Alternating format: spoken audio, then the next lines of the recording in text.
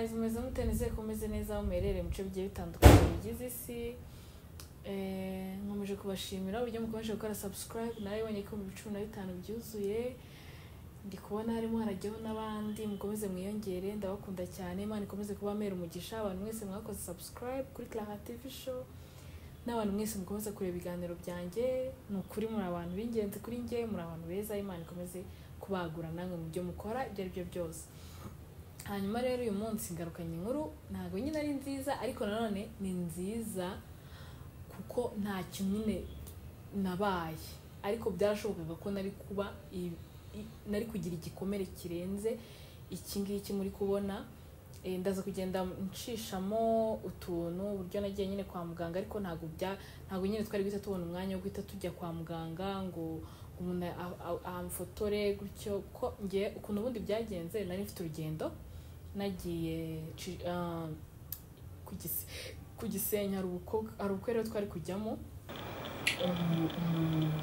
Grand-frère nyine umusore warera mu mugabo wanjye rero yari yakoze mariage.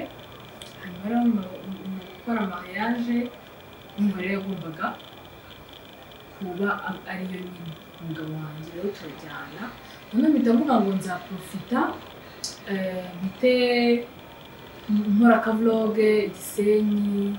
Ntabwo ngenda nigeze nkora vlog nyine, mbanza gukora vlog isa neza, imeze neza. Ndagenda tugezeyo tubona ahantu twashikiye, nze ko mukunda ibyo kwicishamo ndabicishamo, turambara nsanga no niba ari ukwihuta, niba ari iki nsanga nibagiwe sha makiyaje zanjye, mba ndahiye ndavuga nti n'ikintu cyatumye nyine ubwo rero turagiye tujya muri dote. Urwo twarahageze mutambura n'umwenda nakunze kujyana muri dote, ntanambara kenda karambone nakunze kwambara ku mazi bakumye ugafungura kakarambura nyine twatwe tumeze kuturambura nigeze kukambara biranga mukarafasha cyane. Hanyuma bitangiye ndabona mvuga nti tujya muri dote. Kwafe yari yanapfuye kuko mva kuyikoresha, nagiye kuri moto kahita mbona gafite ukuntu kabaye. Ni nayo mpamvu nari nahisemo kwikoreshereza karaga kwafe ka gutya. Rero usanga nkorera yarambwiye ngo ntabwo yari azi ko nashaka gusubizamo akarimo. Mbona rero amasaha yansize, ndavuga umugabo ashobora kusiga, duhite tugendera rimwe. Rero tugezeyo rero tujya muri dote yagenze neza, basaga neza. Umuhungu wacu rwose ashatse umukobwa mwiza umeze neza. Abanyagisenyi baritabira, umva barimo n'abantu muri Congo. Icyo nireberaga rero ni amaplante, amaperike, ibintu byinshi byo ku mutwe ndabikora byataye freshe rero bazifite, ngo baritabira bari benshi byataye. Nza ko nakunda gucishamo ndaza kwereka, bari benshi bimeze neza. Ariko nyine agashya nabonye muri dote ikintu nabonyemo ni abayisilamu.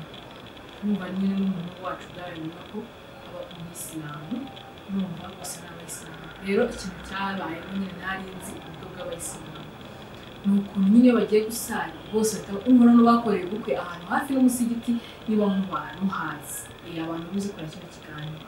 Rero niho bakoreye ubwo azana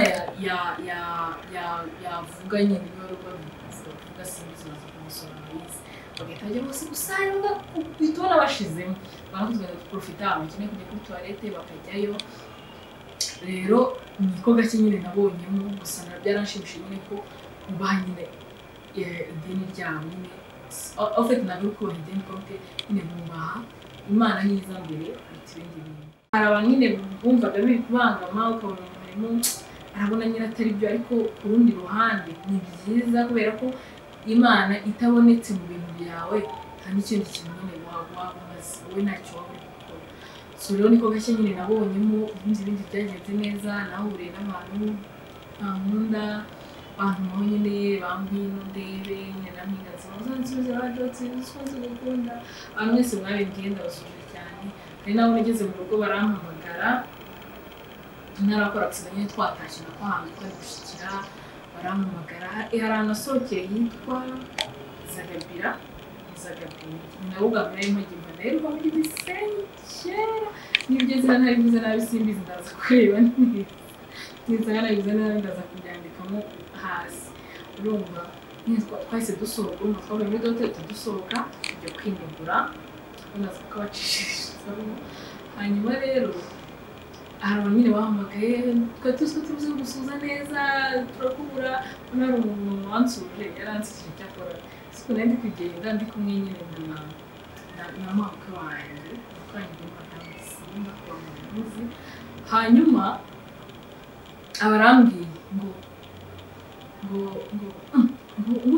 we gusura Clarisse munyemara kuri YouTube ntabwaye wewe musku ngukunda ndagukunda abantu ntajya kumusuza ariko byarategeye kubona byari family kubona nyine nta kibazo ubona nyine abyishimiye kandi atari ibintu yagize ibintu byatanje mbona rero umuntu mwiza hari abo mafite fresher hanyuma ni byiza nyine urumva rero ntago nyine byari byoroshye ariko hari ukuntu ubona nyine ukabona nyine ahantu uri kwivuriza ntago n'ubundi ari ahantu usanga wivuriza nta nubwo izo quartier uzizi ukavuga utoke burashaka ko ariyo service yabo noneho ukajya kumva nk'ahantu ko hari ahantu hari igihe umugabo wanjye yinjiye n'umumotari yari afite n'igikweto cyakora gisa nabi mu plantoire ari gukora isuku arangije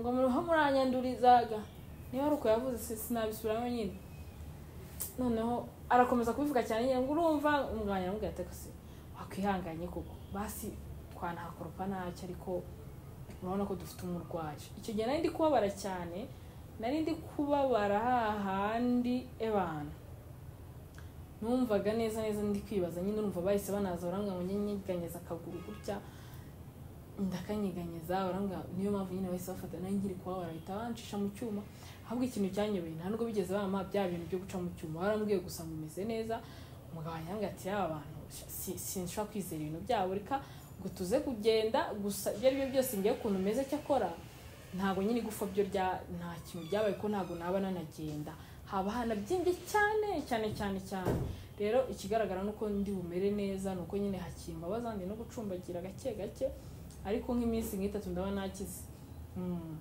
wanjye yankanze ngira ababyeyi banyumva bankunda kubi yangize akabazo nyine baba bagomba kuba bahari murabizi nyine ko bagomba kuba bahari kabisa bahara haba ku bwanjye uko byagenda kose rero papa wanjye yambwiye nayo babwira ngo nyine yabwiye ngo umubirizi n'umuki papa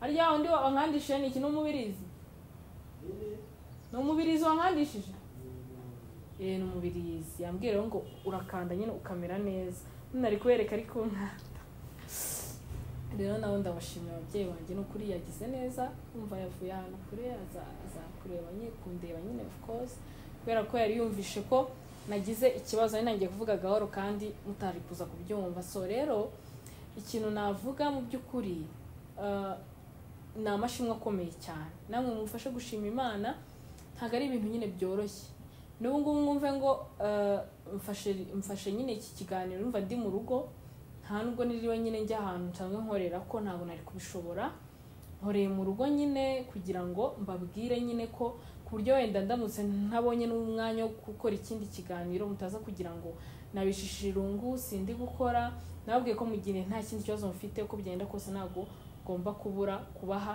ikiganiro sibyo ntagomba kubicisha irungu ko please mbicisha irungu niko mugenda munyibagirwa so rero ndahari ku bwanyu mukomeze mu nsengere bigende neza habyimbuke ntabwo habyimbye cyane ku rwego rukomeye cyane nuko gusa urumva turi kwakana ibindi bintu hari imiti bampaye nyine yo kuntera ariko sinzi ntabwo nyine nkunda kwitera use njye kwizanira dore imiti ngiyi iyi niyo miti nyine banyandikiye bari bampaye aho hantu numva iyi ngiyi ngo niyo kwitera none njye mu busanzwe nanatinya n'imiti ubwo rero sinzi dore n'utu ariko muraraza kutubereka n'utu nitwo bampaye ubwo rero ikintu navuze urumva umugabo wanjye yavuze ngo araza kongera abaze hano ko biri ngombwa nyine ko bayintera ko imiti urumva baratubwiye ko ari igabanya ububabare kandi ntabwo nkiri kubabara cyane. Ikibazo mfite kugeza kuri ubu ngubu nuko habyimbye ariko ntabwo ndi kubabara cyane. Rero yavuze ko agiye kubanza kubaza umuganga kugira ngo turebe, ninsanga rero bitari ngombwa cyane nazareba wenda kwa muganga nkayibaha. Hari umuntu wikeneye wenda nkabwira umuntu ushobora gukenera ino miti wenda adafite amafaranga yo kuyigura akaba yayifashisha nyine nkayiha nk'umuntu nkayiha umuganga nkamubwira ko yayimpera yayikoresha nyine ku murwayi nyine waba wenda akeneye kugura imiti wenda akayibara. Simbizi n'ibinahenda ntabwo nigize mbaza umugabo wanjye, ariko ko akaba yanabiguza no kuri assurance ntabwo yabihenze cyane. So guys, rero ntabwo mfite ibintu byinshi ubu munsi byo kubabwira. Icyo nababwira nuko mbakunda cyane kandi nishimira ko mukomeza kureba ibiganiro byanjye kuri Clara TV show. Nkomeza kubasaba no gukomeza kubireba, mukomeza mukore subscribe, comment.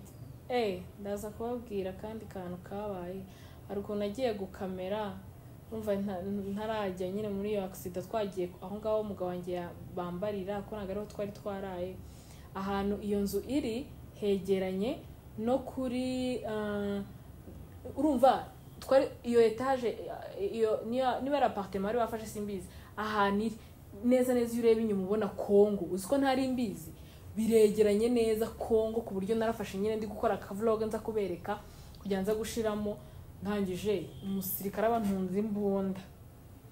None mpita mbona kuri kote yacu hari umusirikare abasirikare bacu, none bahita bankanga ko muzumva amajwi y'umugabo wanjye n'uwo muntu uzambara ariva ngo bari bakurashe ngo barakurasa manura iyo telefone. None umva kayose abantu batekereza bate ku buryo ahita gutunga imbunda nk'abajyanga ukoze ikindi kintu cyatari. Umva rero ntabwo twabonye ko abasirikare bacu nabo bahari nyibabona ndavuga ashusha barahari ntibadukanga, ariko urumva nyine abantu nka barahubuka ashobora kukurasa ugasanga nyine ubihombeyemo kandi ari urumva ntabwo nari nanamubonye deja nuko nyine ndi kwikamerera kugira ngo nzabereke ngo aha mpagaze ndi Gisenyi hara ni muri Kongo. Ntabwo nari nzi ko nyine byegera ku buryo nyine ushobora no gusota ugahita ugwa muri Kongo. We byaranyumije nyine. Urumva rero bivuze ngo iya andasa cyangwa akarasa umuntu aho ngaho abarashe nyine umuntu wo mu kindi gihugu.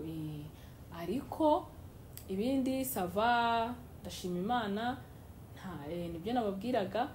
Namwe rero rimwe na rimwe mujye munakora ingendo, si rimwe na rimwe ahubwo buri gihe n'ucyo ukora urugendo ujye usenga. Icyo nabonyemo nuko isomo nabonyemo nuko uhora witeguye kubera ko ntabwo ubuzi umunsi n'igihe byarashoboka ko wenda mpita nkora accident bikarangira cyangwa se nkahura n'ikindi kintu gikomeye, ariko Imana ntabwo yabyemeye yaranyimanye. Imana ishimwe cyane ihimbazwe, niyo yonyine yo kwiringira. Nta kindi nababwira, nayo mashimwe nari mfite ni ukuri Imana yo mu ijuru yarakoze cyane.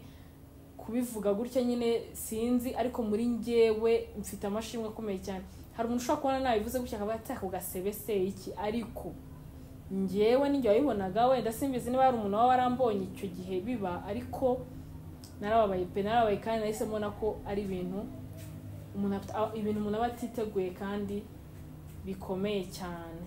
Ibintu biba bikomeye cyane, ariko icyambere nuko Imana yabanye nanjye. So ndabakunda cyane rero, Imana ikomeze kubarinda, mugire umunsi mwiza cyangwa se ijoro ryiza bitewe n'igihe uri burebe iki kiganiro. Ndabakunda cyane, mukomeze mukore subscribe, comment and share. Ciao ciao.